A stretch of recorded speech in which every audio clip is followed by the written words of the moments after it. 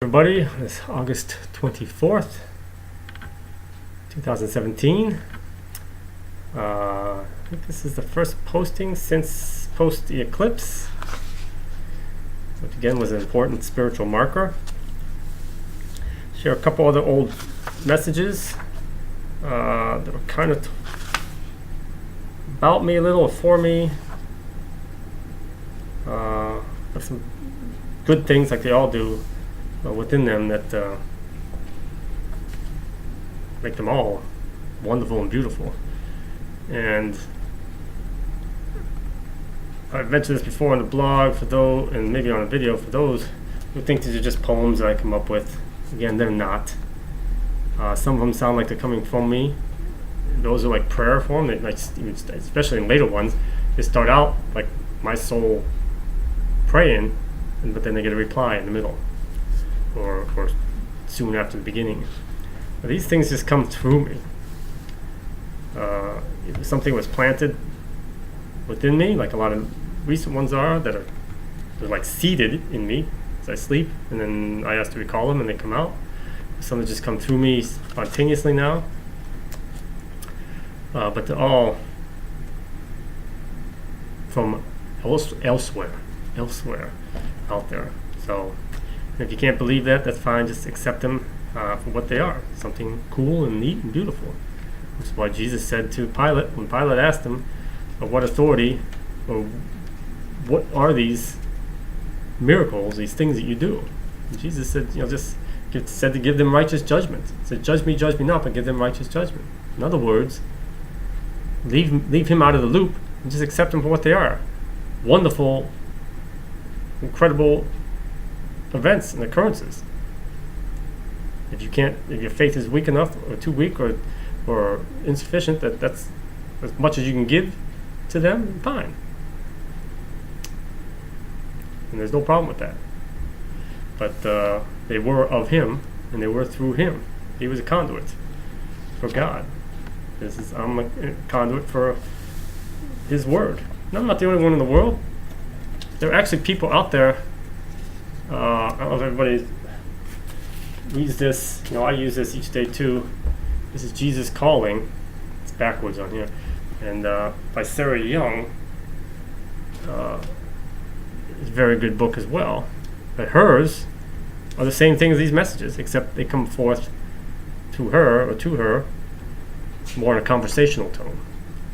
And she mentions about these people, I think it was in Australia or somewhere in New Zealand or somewhere in that part of the world, she came across called listeners that sounded exactly kind of like what I am, except they get together and pray and they specifically to listen, to hear the spiritual chatter that's out there. So again, there's lots of gifted people of all kinds of gifts that are out there. Even no two people have the same gift, what seems like the same gift, experience it the same way, or use it in the same manner.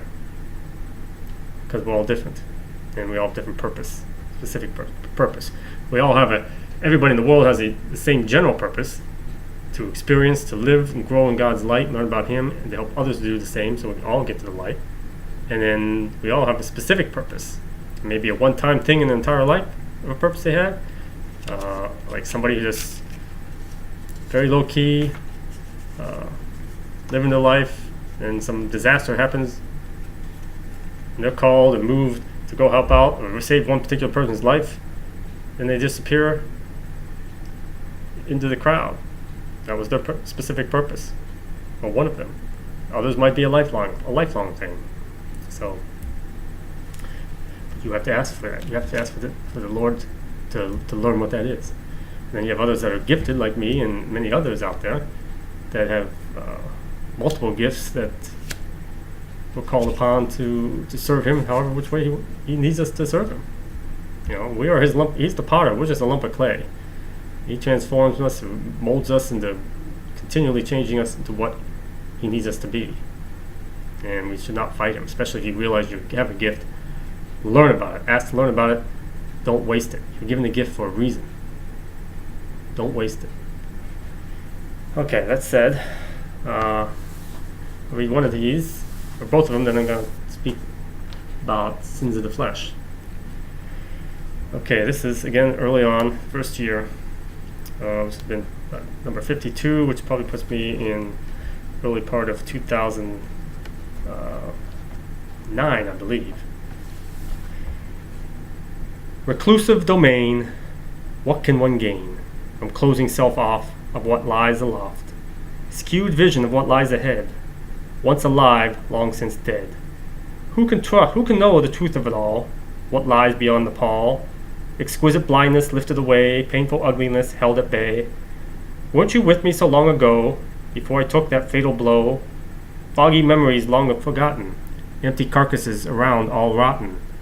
We were there, you and I, charging forth with blinded eye, to all the dangerous fates ahead, thoughts of glory filling our head.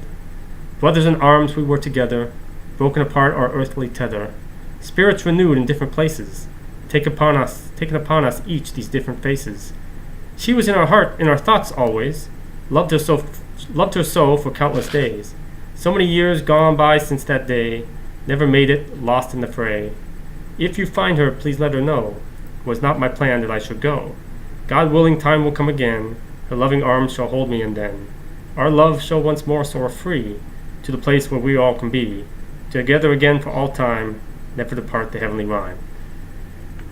Now this is a speaker. I don't know who it is. It might be somebody that's around me now. I don't know. I have a number of spirits around me that I knew in previous lives somehow. But it refers to, mentions us knowing each other, fighting together, and either a shared love or his love. Start with reclusive domain.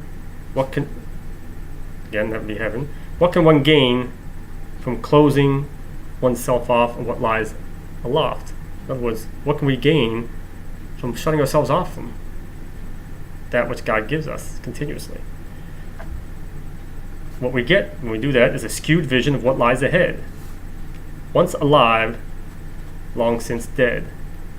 Who can know the truth of it all? And what lies hidden beyond the pall, the veil of Ruth? Exquisite blindness is lifted away when we pass. Painful ugliness is held at bay. Then he mentions to me, weren't you with me so long ago, before I took that fatal blow? So he may not have realized, tells me he may not have realized at first that he knew me. Foggy memories long forgotten, empty carcasses around all rotten. Now he's speaking about when we knew each other, which sounds like as soldiers, some way, shape, or form. It says, we were there, you and I, charging forth with blinded eye. And this foggy memories long forgotten, empty carcasses around all rotten. It's just these long since dead, either bodies buried already or they're just laying there decaying. We were there, you and I, charging forth with blinded eye, to all the dangerous fates ahead, thoughts of glory filling our head. Now this is back some period in time, quite a ways. Brothers in arms we were together, broken apart our earthly tether. We were separated when we passed, when we were killed. Spirits renewed in different places, taken upon us each these different faces. So sounds like he's somebody like me, to have a life after life after life. Then it mentions this woman, this she was in our thoughts always, loved her so for countless days. So many years have gone by since that day, and never made it, lost in the fray. Exactly what that means, I'm not sure. Never made it to the light, got lost, or maybe he didn't fully understand it. He was recycling, I don't know. But he's saying to me, if you find her, who the her is, I don't know, please let her know, was not my plan that I should go. God willing, time will come again, her loving arms shall hold me, and then our love shall once more soar free to the place where we all can be, together again for all time, never depart the heavenly rhyme. So I don't know who that speaker is. Again, I have a number of spirits around me who knew me in other lives. Some were soldiers, were warriors, but I used them to help others. People come to me with requests, prayer requests, or help with somebody that they know, and I pray on them and mention my prayers and ask somebody who's around me, can you go help so and so. This next one, again, speaks to me in some ways. Contract made with us anew to guide us home long road so true. God's grace through you was given, thus, unconditional love to all of us. Seek him in heart's deepest core, there to find love ever pure. All that's needed to find way home, eternity awaits for us to roam. Sacred key you gave to all, to unlock door to heaven's call.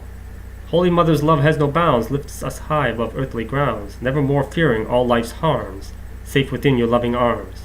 My will be done, have no fear, all you love and hold dear shall pass from view to be sure, and held safe amongst the pure, of heart that dwell within heaven's arms, fortified with angelic charms. While you shall do the Father's mission, keeping true no omission, daughter guides you, trust in her, nothing earthly shall deter, both of you in your course, supported by all heaven's force. Now this one starts out, so it's like,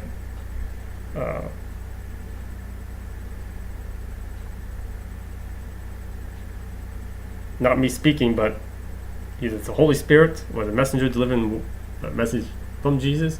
See, even a lot of these ones that sound like they're from Jesus, personally, could be him, or it could be a messenger just reading like what Jesus said. You wrote a letter to somebody, had somebody deliver it, and they read it out loud to them. It'd be your words, face to face with that person. So it happened either way. It's happened both ways. So which one specifically was him here speaking to me? Which one was not?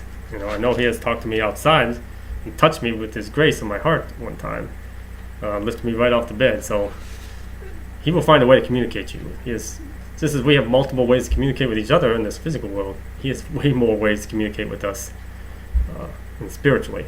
And he will use physical ways to communicate with us too. That's why we have to ask for that discernment of his word and his truth, so that we're open to it, to recognize when we do receive something, we're able to discern and know that, hey, it is his word and his truth, because it is only one word and one truth, and that's his. Everything else is false. Okay, contract made with us anew. That was Jesus coming to us to guide us home, long road so true, to show us the way.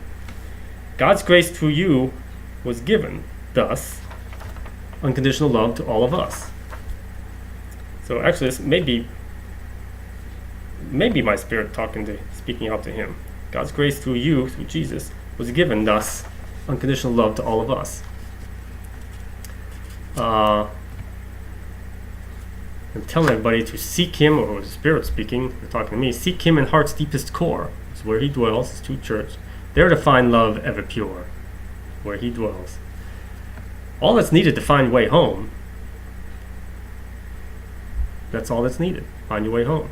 Seek him in your deepest core, his true self, his true church, and you will find all that's needed to find your way home. Eternity awaits for us to roam. Sacred key you gave to all, to unlock door to heaven's call. And that's that key of forgiveness I've spoken of, that I use to help the spirits go to the light. God has forgiven us before we've sinned, done wrong. It tells us that in the Old Testament. I'll make a new covenant with my people, and I will remember their sins no more. That, right there it says, done, already forgot them, before it happens. And Jesus came later and took all the existing sin away. Everything after that, we brought on ourselves. We enslaved ourselves. But he gave us that key. Right there, forgiveness key. Already forgiven you. Now here, it's like an invisible key, spiritual key, symbolic key. Now you use this when it's your time to forgive everybody else and yourself. And it will symbolically or spiritually open the door for you, passing the light. That's why I said, believe him with every ounce of your being, forgive everyone and everything in yourself, and let go of everyone and everything in yourself, of this physical world, anything with this physical world. Then the door will open and you'll be able to pass through. Jesus says, I am the way. That gets you to the door. But you got to do those three things to get through the door. Holy Mother's, no, he's telling us, Holy Mother's love has no bounds, like God's love. Lifts us high above earthly grounds. Never more fearing all life's harms, no need to, safe within your loving arms, her loving arms. Then he says, he identifies himself, my will be done, have no fear. All you love and hold dear, he's speaking to me, and for anybody, shall pass from view to be sure, and held safe amongst the pure, of heart that dwell in heaven's arms, fortified with angelic charms. So, the part speaking to me, he's telling me all that I had, all that I love, be safe in heaven, and protected with angelic charms. While I go off and do what else he needs me to do with others, while you shall do Father's mission, keeping true, no omission. Daughter, Angelica Marie, guides you. Trust in her. Nothing earthly shall deter. But both of you in your course, supported by all heaven's force. That's when we're going to do what it is we need to do after I leave this life. You know, and again, these messages all started a year after she came to me. That she came to me and remained with me. So she helped prepare me throughout the whole entire year for the beginning of these messages. So those are those, a couple more of them. Make our way through 52, 53 of the almost 1100. And the thing I want to talk about quickly was sins of the flesh. And he talks about, again, one of these examples of duplicitous meaning, of duplicate meaning, multi-layers. So he says, sins of the flesh. And we immediately think sex, lust, those things. And it can mean that. But and a lot of the churches and religions harp on that. You sinned in the flesh. No, it's the surface.